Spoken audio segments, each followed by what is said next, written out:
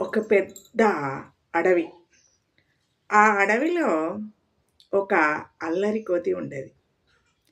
కోతంటేనే అల్లరి. అందులో అది ఇంకా కొంటె కోతి. అది ఆ చెట్టు, ఈ చెట్టు తిరుగుతూ బాగా అల్లరి చేస్తుంటే మిగతా జంతువులన్నీ చూసి కూడా దాని చేష్టలకు నవ్వుతూ ఉండేవి.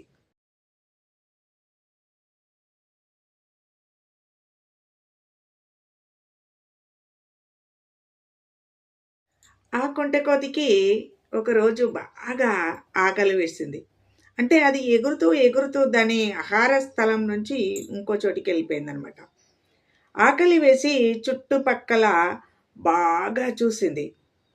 ఎక్కడ కూడా దానికి ఏ చెట్టుకు ఆహారం కల్పించలేదు. అసలే కొంటిది. ఆకలి ఎక్కువ. ఏం చేయాలా అని చుట్టూ చూస్తూ బాధపడుతూ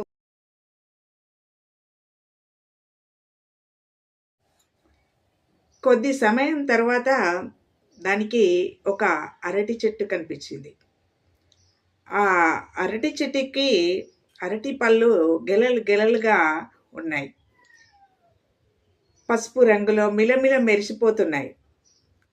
కోతికి చాలా సంతోషం వేసింది. అసలే కొంటది. ఆకలి ఎక్కువ.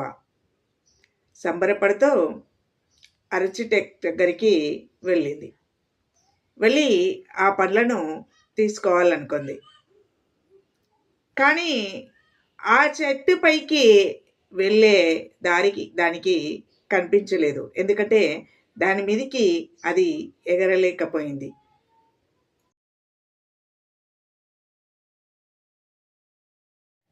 చుట్టుపక్కల చూసింది. ఆకలి వేస్తుంది. అరటి పళ్ళు తనని నోరూరిస్తున్నాయి. మరి ఎలా వీటిని నేను తీసుకోవాలి, తినాలి? చుట్టూ చూస్తూ ఉంటే అక్కడొక మేక కనిపించింది. మేకని పిలిచింది. పిలిచి మేకతో, మేకమ్మా, నువ్వు చాలా మంచిదానివి. నీకు పెద్ద పెద్ద కొమ్ములున్నాయి. పెద్ద పెద్ద గడ్డాలున్నాయి. పెద్ద పెద్ద మీసాలున్నాయి. నీ గంభీర్యానికి ఏమి తక్కువ లేదు. ఏమైనా నువ్వు చాలా గొప్పదానివి అంటూ మేకను పొగుడుతూ మాట్లాడుతూ ఉంది.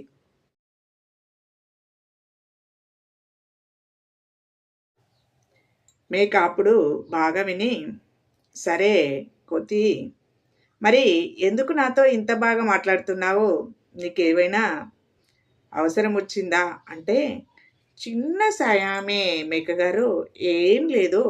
నాకు ఆకలి బాగా వేస్తుంది. అక్కడ అరటిచెట్టు దగ్గర అరటిపళ్ళు ఉన్నాయి. నేకేమో ఆ చెట్టు మీదకి ఎగరలేకపోతున్నాను. ఏమీ లేదు. ఆ గిల కిందికి వంగి ఉంది. ఆ గిలను పట్టుకొని నేను ఎగరలేను. కాబట్టి నువ్వు ఆ చెట్టు కింద నిలబడితే నేను నీ మీద నిలబడి ఆ పళ్ళు కోసుకుంటాను. ఒక చిన్న సాయం చేయవా అని అడిగింది.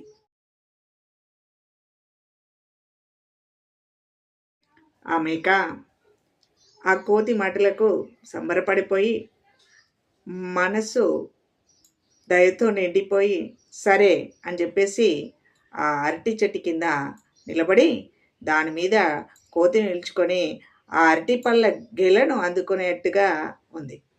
కోతి గెలను పట్టుకొని అరటిపళ్ళు తనకి సరిపోయి అన్నీ తెంపుకొని రెండు చేతులు ఇట్లా పట్టుకొని అక్కడి నుంచి తన వీపు నుండే వెంటనే ఒక చెట్టు కొమ్మపైకి ఎగిరిపోయి అక్కడ కూర్చుంది.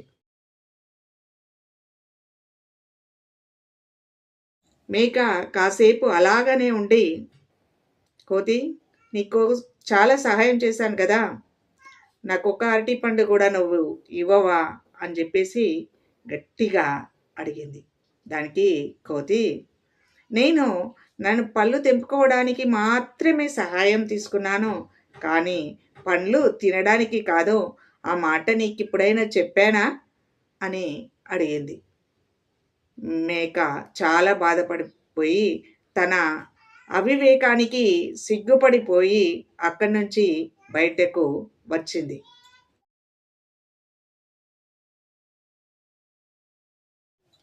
బయటకు వచ్చిన మేక బాగా ఆలోచించుకొని మళ్ళీ కోతి దగ్గరికి వెళ్ళింది. వెళ్ళి చెట్టు కింద నిలబడి, అది చిన్న చెట్టే కాబట్టి మేకకి బలం ఎక్కువ. కాబట్టి మేక ఆ చెట్టును పరిగెత్తుకొచ్చి ఢీకొడుతూ చెట్టు బాగా కదిలిపోయేలాగా చేసింది. ఆ చెట్టు ఊగడానికి, ఆ కొమ్మలు రాలడానికి ఆ కోతి యొక్క చేతిలో ఉన్న పళ్ళన్నీ కూడా కింద పడిపోయాయి.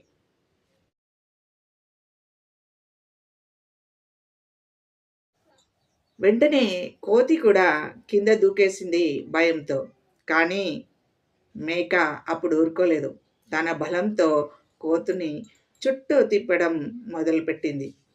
కోతి భయపడుతూ అక్కడే ఆగిపోయింది. మేక పళ్ళను తీసుకొని హాయిగా తింటూ ఒక మాట చెప్పింది. కోతి, తెలివనేది నీ ఒక్కదానిదే అనుకోకూడదు. నీకు నేను దయతో సాయం చేశాను. కానీ నాకొక్క పండు కూడా ఇవ్వలేదు. నేను ఏం చేయాలని ఆలోచించినప్పుడు నాకొచ్చిన ఆలోచనే నిన్ను ఇలా చేయాలని తోచింది. అందుకే నిన్నిలా చేసి నా పళ్ళను నేను తింటున్నాను అని చెప్పింది. అప్పుడు ఆ అడవిలోని జంతువులంతా అల్లరికోతిని చూసి బాగా నవ్వుకున్నాయి. నిజమే, మోసం చేసిన వాళ్ళకి మోసమే చేయాలి. నువ్వు సాయం చేస్తే నేను మోసం చేసిన వాళ్ళని మాత్రము ఖచ్చితంగా గుణపాఠం చెప్పాలి. మంచి పని చేశావు మేకమ్మ అని మేకను అందరూ కూడా అభినందించారు. కోతి అవమానంతో తల దించుకొని ఒక అరటిపండు ఇవ్వంటూ ప్రాధేయపడటం మొదలుపెట్టింది. మేక దయతలిచి మళ్ళీ కూడా కొన్ని అరటిపళ్ళు ఇచ్చింది.